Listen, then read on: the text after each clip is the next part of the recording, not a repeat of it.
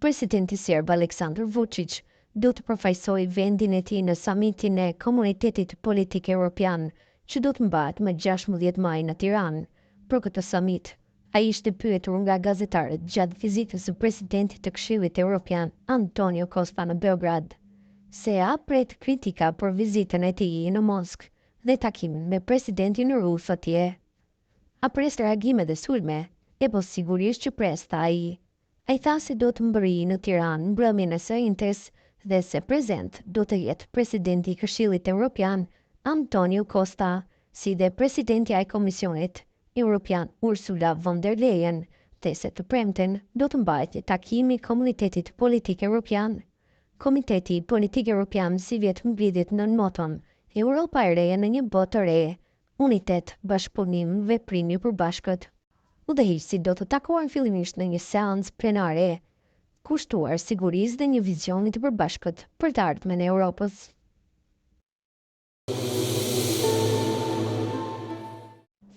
Pavarësisht thirrjeve të vazhdueshme nga bashkësiat ndërkombëtare për të ndalur fushatat obstruktive dhe për të kontribuar në stabilitetin rajonal, Serbia me drejtimin e Ivica Dačić vazhdon një luftim për dhe të organizuar kundër shtetësisë së Kosovës në arenën ndërkombëtare.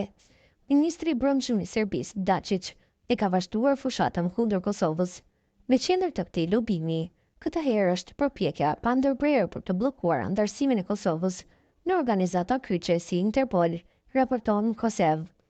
Siç ka bërë edhe më herët, Dačić ka ritheksuar qëndrimin e Beogradit kundër anëtarësimit të Kosovës në Interpol gjatë qëndrimit të tij në Emiratet e Bashkuara Arabe, ku po merr pjesë në samitin e 4 botror të policisë që mbahet në Dubai nga 13 deri në 15 maj. Në një takim dypalësh me presidentin e Interpolit Ahmed Nasser Al-Raizi, Dačić ka deklaruar se për Serbinë është më e rëndësishme thelbësore që Kosova të mos bëhet anëtare e kësaj organizate ndërkombëtare policore. Ai theksoi se Serbia ka 2 arsye kryesore për këtë kundërshtim. E para që Kosova të mos fitojë legitimitetin ndërkombëtar përmes anëtarësimit në një organizatë si Interpoli, dhe e dyta që të parandalohen sipas tij politizimet e flet arresteve ndërkombëtare, të cilat mund të përdoren kundër qytetarëve serb për arsye politike. Dačić nënvizoi se ky pozicion është i pandryshuar prej vitesh dhe përmendi përpjekjet e vazhdueshme të Beogradit për të lëbuar kundër pranimit të Kosovës në Interpol, që nga fillimi i përpjekjeve të Kosovës për të bërë anëtare e Interpolit në dekadën e 2 të shekullit të 21, Serbia ka organizuar një fushatë për të bllokuar këtë proces.